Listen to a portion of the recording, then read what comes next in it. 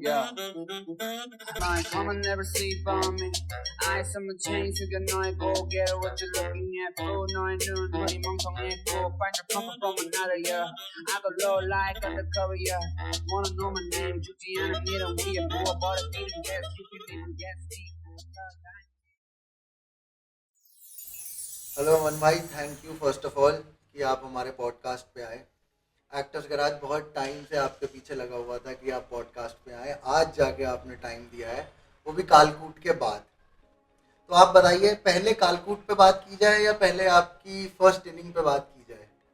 नहीं, thank you, आपने मुझे बुलाया और मुझे बहुत अच्छा लगा कि आपने मुझे बुलाया। और मैं चाह भी रहा था कि कुछ ऐसा हो जिसमें हम बात कर सकें।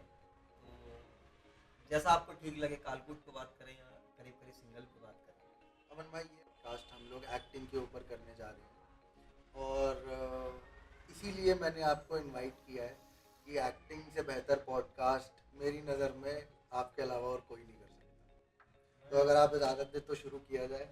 हाँ, शुरू करें। अमन भाई, मैं, मेरे बैचमेट्स और भी बैचेस के ऊपर वाले, नीचे वाले बैचेस के सब लोग आपको बचपन से एक्टिंग करता हुआ देख रहे हैं, पहले थिएटर में, फिल्म्स में और अब लेटेस्ट वेब सीरीज़ कालकूट में।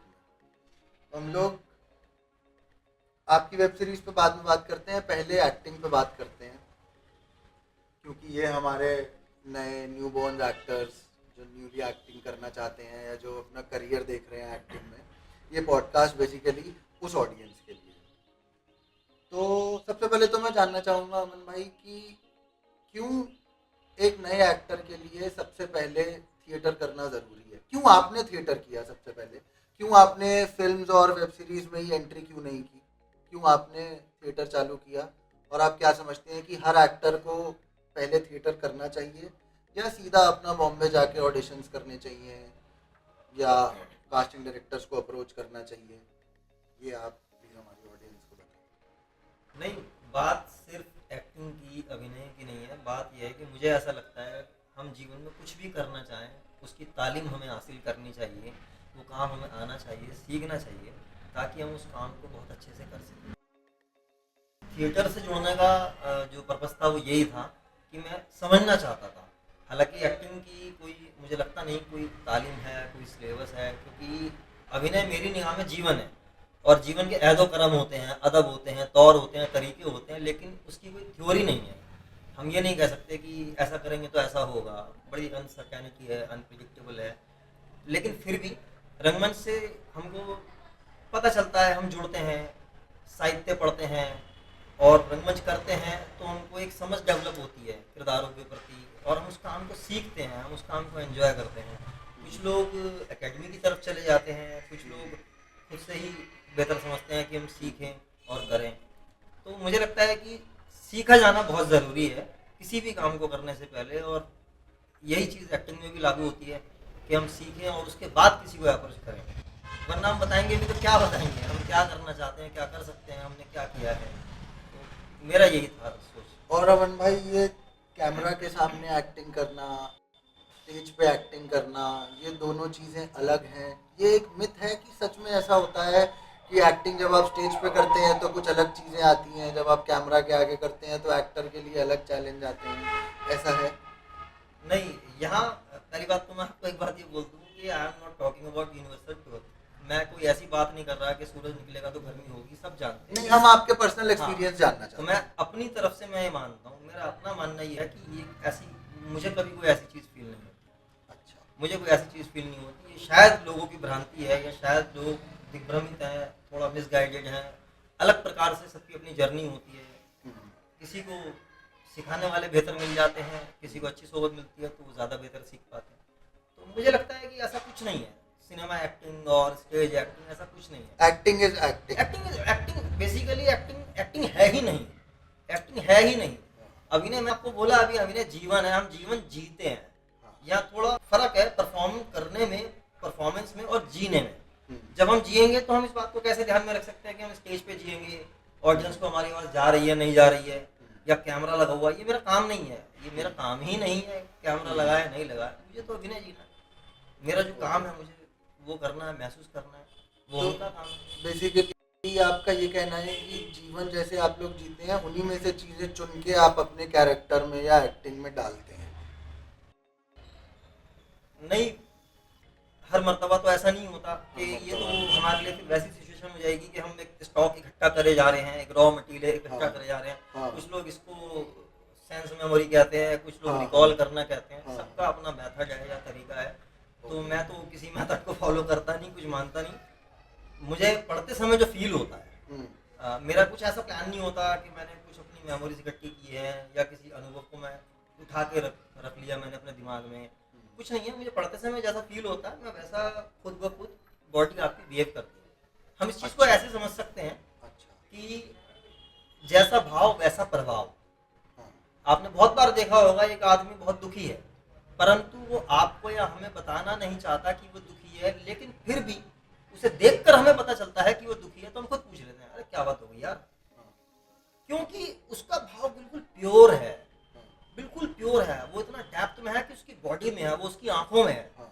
वो हमसे हमें नहीं बताना चाह रहा, वो तो उल्टा छुपाना चाह रहा है कि मैं आज इस वजह से दुखी हूँ, बट नहीं, आपको नहीं बताना चाहता, लेकिन फिर भी दिखता है। तो वो क्यों दिखता है? तो ये स्टेट एक एक्टर कैसे कॉन्कर कर सकता है कि उसका थॉट डीप हो या लोगों तक वो थॉट पहुंचे, जो लोग उसको देख रहे हैं उन तक वो चीज़ पहुंचे? ये कैसे एक एक्टर अपनी लाइफ में हाँ, नहीं, ये अच्छी कॉन्कर कर बात है, ये सकता अच्छा है? सवाल है। तो इसका भी कोई तरीका नहीं है, पहली बात। ठीक है, प्रैक्टिस। करत करत अभ्यास के जड़मति व सुजान। दूसरी बात, मैं मानता हूँ कि अभिनेता ना तो बनते हैं ना बनाए जाते हैं, या कलाकार कोई भी ना तो बनता है ना बनाया जाता है। ऊपर वाला कुछ नेमत दे के भेजता है, हम बस उसी की उधेड़ बुन में लगे रहते हैं कि उसको कैसे निखार सकें या उसको कैसे सही कर सकें। और जब हम प्रैक्टिस करते हैं, जब हम पढ़ते हैं, तो एक जो तरीका होता है करते जाने का, आप एक प्रक्रिया में जब इन्वॉल्व होते हैं तो वो चीज़ खुद ब खुद निखरती रहती है, निखरती रहती है, निखरती रहती है। तो आप एक स्टेज पे आ ही जाते हैं कि शुरू में क्या होता है, आप ना 10 स्क्रिप्ट पढ़ते हैं, 10 नाटक पढ़ते हैं, आपको बहुत कम समझ आता है, आप लोगों से पूछते हैं, सीखते हैं, फिर पढ़ते हैं। लेकिन एक स्टेज ऐसी भी आ जाती है कि आपने पढ़ा और आपको पता चलता है, समझ आता है कि अब 10वें पन्ने पे ये होगा, आपको आभास होता है। तो वही चीज़ है। तो इस अभ्यास के लिए अमन भाई आपको क्या लगता है कि एक्टर की अपनी कोई पर्सनल ट्रेनिंग होती है या उसको किसी इंस्टीट्यूट को ज्वाइन करना चाहिए या एक्टिंग गुरुज के पास जाना चाहिए जो उनको ये तरीके सिखाएं, या खुद ही अभ्यास होता है, खुद की ऑब्जर्वेशन होती है? कितना पार्ट इसमें सिखाने वाले का है और कितना पार्ट इसमें एक्टर का खुद का है, यानी करने वाले का? नहीं, सिखाने वाले की आप किसी इंस्टीट्यूट से पढ़े हैं अमन भाई?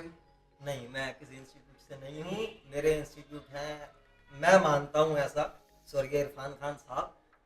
मैं जानता हूँ कि आपके कुछ मित्र हैं जो बहुत ही नामी गिरामी इंस्टीट्यूट से पास आउट हैं, लेकिन उनका करियर ग्राफ उतना अच्छा नहीं है जितना आपका करियर ग्राफ अच्छा है, और आपने किसी इंस्टीट्यूट से ट्रेनिंग नहीं लिया, ये भी मैं जानता हूँ। तो क्या है, जो नए बडिंग एक्टर्स हैं उनको इंस्टीट्यूट में जाना चाहिए या नहीं जाना चाहिए? ये क्या कंफ्यूजन है? अब ऐसा है कि ये बात ठीक है कि मैं मानता हूँ कि एक्टिंग सिखाई नहीं जा सकती, लेकिन हम सीखने के प्रभाव को या सीखना जो शब्द है या सीखना जो प्रक्रिया है उसको हम नकार भी नहीं सकते। तो वो बात है कि मैं नहीं गया किसी इंस्टीट्यूट में, मैंने कभी, मेरा मन नहीं हुआ, मैंने कभी जाना नहीं चाहा, मुझे लगा कि शायद खुद से एक्सप्लोर करेंगे, लेकिन मैं इस चीज़ को नकार नहीं सकता कि एकेडमी के अपने फायदे हैं। आपको वहाँ सिलेबस मिलता है, आपको टाइम टेबल मिलता है, आपको सुबह योगा की क्लासेज हैं, स्पीच की, वॉइस की, फिजिकल मूवमेंट। तो ये सारी चीज़ें यूजफुल है और आप डेफिनेटली यूजफुल हैं, और आप उस माहौल में हैं जहाँ 24 के 24 घंटे आपके काम की बात हो रही है, एक्टिंग की बात हो रही है। आप तो, मैं एकेडमी को नकार नहीं सकता। वो एक अलग बात है कि मेरा झुकाव उस तरफ नहीं रहा, मैं थोड़ा सा अपने दिमाग का आदमी, थोड़ा फ्री घूमना चाहता हूँ और अपने तरीके से चीज़ों को सीखना चाहता हूँ। और प्लस पॉइंट ये भी है कि मुझे वो सोबत भी मिली कि मुझे सीखने को मिला। अब वो चीज़ इतनी नहीं है, तो मैं तो यही कहूँगा कि एकेडमी चुनो, एकेडमी में जाना चाहिए। आपके कोई मित्र हो जो एकेडमीज में रहे हो, उनसे आपके कुछ किस्से हो? किससे? तो एक बड़ा खास दोस्त है, तो तैयारी हो रही थी उन दिनों, तो बोलने लगा कि मैं इंस्टीट्यूट के लिए तैयारी करना चाहता हूँ। तो हम हम भी लग गए साथ में कि साहब चलो चलते रही तैयारी कराते हैं ऐसे करके, जो भी हमें पता था। कराना तो कुछ नहीं होता भाई, 2-4 किताब पढ़ा लेंगे और कर लेंगे। देन आफ्टर उसकी अपनी मेहनत से, भगवान की दया से उसका हो गया। तो मैंने उसको बोला, मैंने कहा यार तू तो जा रहा है बहुत अच्छी जगह, अब तो मक्का मदीने जा रहा है तो जब होता ही है कि भाई द्वारकाधीश जा तो प्रसाद लिया हमारे लिए, तो हमारे लिए तो प्रसाद क्या ही है। हमने तो बोला कि यार तू जा रहा है 6-7 महीने में घर आएगा तो नोट्स ले आइयो। तो वो नोट्स कभी आए नहीं आज तक। तो फिर ऐसा है क्या कि इंस्टीट्यूट में जाके लोग थोड़े से अपने आप को बेटर एक्टर मानने लगते हैं, ये उस वजह से है या किस वजह से है?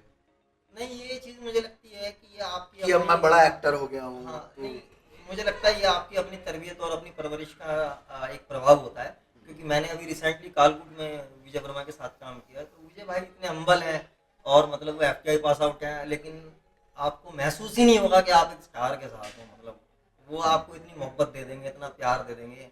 तो मैं कैसे कह दूं कि एकेडमी में जाके लोग ऐसे हो जाते हैं। कुछ लोग, वही वाली बात है कि उनकी अपब्रिंगिंग कैसी रही, तो ये चीज़ है। यशपाल शर्मा सर एनएसडी से हैं, वो बिल्कुल छोटे भाई की तरह मुझे, अबे इधर आ, कहाँ घूम रहा है। तो इस तरीके से तो मैं कैसे कह दूं। और जैसे आपका तरीका रहा है कि आपने खुद सीखा है, तो इसमें आर्ट और स्पिरिचुअलिटी का कोई लेना देना है जिस वजह से आपने बिना किसी ट्रेनिंग के इतनी सब एक्टिंग की कला को पॉलिश किया है? क्या ऐसा भी कुछ? नहीं, हाँ, मतलब मुझे लगता है कि आप की आत्मा जितनी प्योर रहेगी, क्योंकि ये बेसिकली क्या है ना, आत्मसात करने जैसी चीज़ है। आप खुद को खाली करते हैं, खुद को मारते हैं। अमन ब्रह्म शर्मा तो मरेगा तभी सलील आएगा और तभी भूप सिंह आएगा। तो वो तब होगा जब आप किसी एक तरफ नहीं हैं, आप बीच रास्ते पे हैं, एक औसत हैं और आपकी सोल बिल्कुल प्योर है। और मेरा फोकस भी यही होता है। किसी किरदार को करते समय मैंने कभी नहीं सोचा कि फिजिकली, जैसे कुछ लोग सोचते हैं कि बाहर से अंदर की तरफ आना, बॉडी को माइंड आना। मुझे नहीं लगता, मैं इतना कभी ना दिमाग लगा पाया। मेरे को बस मेरा टारगेट होता है आत्मा, कि मैं इसकी सोल पकड़ रहा हूँ। ये आदमी मन से कैसा है, आत्मा से कैसा है। वो एक अलग बात है कि पढ़ते समय महसूस होता है ये कामचोर है, ये मोटा होगा, पतला होगा। अब अपवाद और संभावना तो सब जगह रहती है। मतलब क्लियरली आप ये कहना चाहते हैं कि एक्टर का भी स्पिरिचुअल अपना होता है और उस कैरेक्टर का भी अपना स्पिरिचुअल होता है? बिल्कुल होता है। और जब आप थोड़ा सा इस तरीके से कनेक्ट रहते हैं, अपनी सोल को उस तरीके से संभाल के रखते हैं, तो आप किसी चीज़ को अच्छे से ले लेते हैं, महसूस कर लेते हैं। अमन भाई, आपने अपने जवाब में 2 कैरेक्टर्स का नाम लिया था, सलील और भूप सिंह। आपका कौन सा है सबसे फेवरेट? लेटेस्ट नहीं, फेवरेट कौन सा है? देखो, किरदार तो, और को एक्टर के अलावा आपका अपना फेवरेट कौन सा है? अच्छा, मेरा अपना फेवरेट कौन सा वो है? एक्टर आपके साथ उसमें कौन सा रहा उस वजह से खास है वो नहीं? अब ये बड़ा ना मुश्किल सवाल है और मुझे लगता है इसका कोई जवाब नहीं है। अब आप मुझसे पूछें मेरी दोनों बेटियों में से कौन सी ज्यादा प्यारी है, तो मैं कैसे बताता हूँ। ये बात तो सही है, खैर दोनों बेटियां है ना? प्यारी होंगी। तो मेरे लिए तो हर किरदार बहुत प्यारा है, और होगा तभी तो हम कुछ आगे बेहतर कर पाएंगे। और मुझे लगता है कि करके भूल भी जाना चाहिए कि यार भूल गए। मैंने आपकी वेब सीरीज देखी है कालकूट, उसमें से कुछ चीज़ें एज एन एक्टर मैंने और मेरे कुछ एक्टर्स दोस्त ने नोटिस किए हैं। उन पे मैं कुछ सवाल पूछना चाहूँगा और उनके जवाब द्वारा हम लोग अपनी ऑडियंस को कुछ क्लैरिटी देना चाहेंगे ऑन एक्टिंग। कालकूट वेब सीरीज शुरू होती है, आपकी एंट्री होती है, आपका क्राफ्ट रहता है, आप अपना कान खुजाते हुए एंटर करते हैं। कोई डायलॉग नहीं है, आपकी स्क्रीन प्रेजेंस रहती है और आपका आपके फेलो पुलिस वालों के साथ पूरा इंटरेक्शन हो जाता है। तो ये जो एक कला है कि बिना डायलॉग डिलीवरी किए आप अपने को एक्टर से कनेक्ट कर गए, उसको आपकी बात पता चल गई, आपको उसकी बात पता चल गई, दोनों में बात कुछ नहीं हुई। ये जो एक्टिंग का स्तर आपने, ये जो नॉच बनाया है, ये जो अचीव किया है, ये सेट पे बार बार प्रैक्टिस करी है आप लोगों ने, या आप दोनों तीनों एक्टर्स ने अलग से बैठ के उसको बनाया है, या आप तीनों का आपका इंडिविजुअल ये है जिस वजह से ये चीज़ स्क्रीन पे ऑडियंस तक पूरी पहुंच पाई? नहीं, होता क्या है कि एक तो जब हम चुनते हैं या जब हमें महसूस होता है कि भाई हमें ये करना है जीवन में और हमें एक्टिंग करनी है। तो हम लोग थिएटर के शुरुआती दिनों में उस तरीके से पलते बढ़ते हैं कि हमको लगता है कुछ करना है, आग लगा देंगे, फाड़ देंगे, गदर कर देंगे, ये कर देंगे, वो कर देंगे। सही है।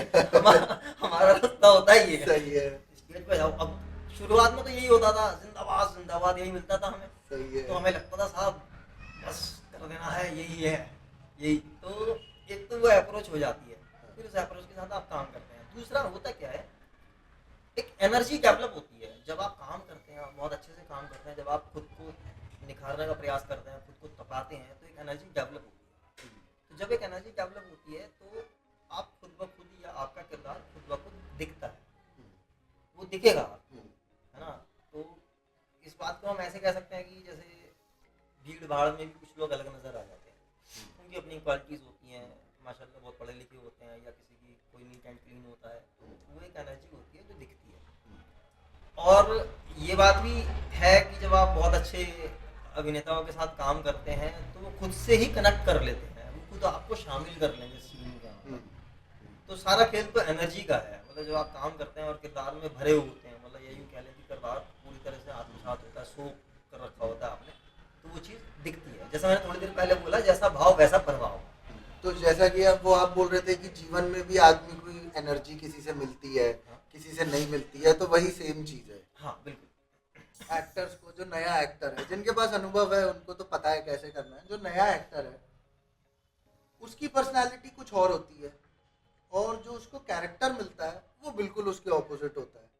जैसे मैं आपको जितना जानता हूँ, मुझे मालूम है कि आप बहुत डिसिप्लिन रहते हैं, जिम को लेके, डाइट को लेके, स्टाइलिंग को लेके, काम को लेके, लेकिन आपका जो कैरेक्टर था भूप सिंह का, वो बड़ा इनडिसिप्लिन टाइप का था। वो हर बात को मौज हल्के में लेता है। उसको उसके सीनियर ने भेजा है, जा भैया उसको ढाबे में से पकड़ के ला, तो वो उसी को भगा दे रहा है। ये सब क्या मतलब, इसका कुछ, ये कैसे कैसे एक एक्टर भैया अपने से ऑपोजिट कैरेक्टर को इनवाइट करे, ये नहीं आप बताइए।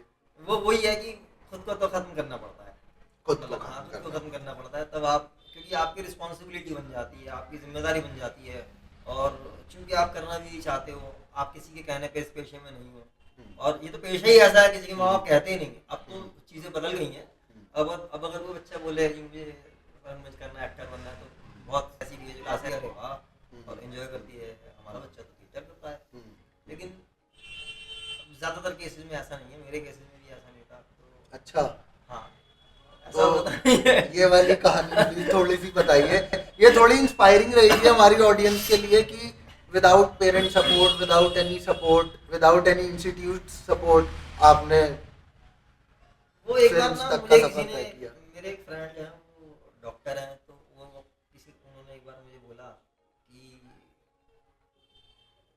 जीने का तो एक ही नियम है। वो इस बात को स्वास्थ्य के नज़रिए से कह रहे थे कि भाई वॉकिंग करने के या तेज चलने के जो फायदे होते हैं, तो वो इस तरीके से कह रहे थे कि चलते रहेंगे तो चलते रहेंगे, है ना, तो चलते रहेंगे तो चलते रहेंगे। तो वही वाली बात है कि अब या तो मैं ये सोच सकता हूँ कि मेरे माँ बाप को पसंद नहीं है, या लोगों को पसंद नहीं है, या तो मैं इन बातों पर दिमाग लगा सकता हूँ, या मैं ये सोच सकता हूँ कि मैं कैसे बेहतर कर सकता हूँ। मुझे तो करना ही है, मुझे तो करना है ही, मुझे तो, अब कोई कुछ बनना चाहता है, कोई कुछ बनना चाहता है, मुझे लगता है ये तो मुझे भगवान ने मन दिया है ऐसा, तो मैं ज़्यादा सोचता नहीं हूँ, मैं उन चीज़ों पर ध्यान देता नहीं, तो मुझे करना ही है। तो मैं अपने बच्चों के बारे में, बच्चों को, स्टूडेंट्स को ये बताने के लिए बात की कि कौन कौन से इंस्टीट्यूट्स में जा सकते हैं, जिनका इंस्टीट्यूट्स में नहीं होता वो कैसे कर सकते हैं, और अगर इंस्टीट्यूट्स में नहीं होता है तो आगे एक्टर्स अपने लर्निंग प्रोसेस के बीच में अपने जीविकोपार्जन का कैसे इस्तेमाल कर सकते हैं, या उसको कैसे बना सकते हैं। अब जो सबसे मेन मुद्दा है, last but not the least वाला जो मुद्दा है, वो ये है कैरेक्टर बिल्डिंग। बिल्डिंग का आप एक पूरा शॉर्ट टर्म कोर्स 5 मिनट में हमारे स्टूडेंट्स को प्लीज बताइए, कैरेक्टर कैसे बिल्ड करें। कि जैसे जिन लोगों ने सलील देखा, करीब करीब सिंगल देखी है, फिर उन्होंने कालकूट देखा, फिर अभी एक फिल्म और करी है मैंने, तो उसकी 1-2 फोटो उन्होंने देखी, तो वो इस चीज़ को लेके बड़ा अप्रिशिएट भी करते हैं और उनके मन में सवाल भी रहता है कि उसमें तो साहब आप बड़े पतले थे और गाल वाल बिल्कुल अंदर और भूप सिंह एक अलग प्रकार का आदमी है। एक तो ना ये पढ़ते समय महसूस होती है चीज़, ये पढ़ते समय ऐसे महसूस होती है। देखो संभावना और अपवाद तो सब जगह है। जैसे मुझे पढ़ते समय महसूस हुई भूप सिंह के बारे में कि ये तो कामचोर है, तो मजे लेता है, तफरी लेता है। अब ज्यादातर केसेस में कामचोर जो है वो मोटे होते हैं, लेकिन ऐसा भी नहीं है कि पतला आदमी कामचोर नहीं होता।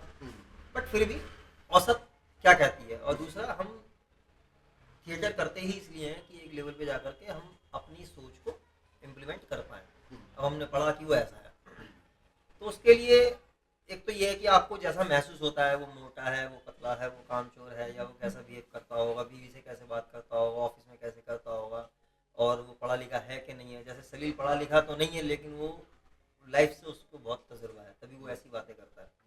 तो उसके लिए तरीका यही है कि आप एक तो स्क्रिप्ट को अच्छे से खंगा लें और आपको जैसे जैसे आपको इंडिकेशंस मिलते जाएं कि ये आदमी ऐसा है, उस दिशा में आप आगे बढ़ें। फिजिकली अगर वो लगता है आपको कि वो कमज़ोर है, उतना स्वास्थ्य उसका ऐसा नहीं है, वो मोटा नहीं है, तो आप उस तरीके से फिर ये आपकी जिम्मेदारी बनती है। और इसमें कोई महान बात नहीं है जिसको लगता हो कि बहुत महान बात है कि हम पतले हो गए, मोटे हो गए। कुछ महान नहीं है साहब इसके अंदर, ये आपका काम है और ये सच्चाई है। और अगर आप सच्चे से उसको महसूस करते हैं तो आपको करना है। लेकिन ये है कि उसके लिए आपको और तरीके अपनाने पड़ते हैं। वो कुछ भी हो सकते हैं। मैं तो ये करता हूँ कि मैं तो डॉक्टर से बात करता हूँ और डाइटिशियन से बात करता हूँ, जिम के कोच से बात करता हूँ, उस तरीके से उनको फॉलो करता हूँ। फिर लेकिन पहला मेरा टारगेट सोल ही होता है।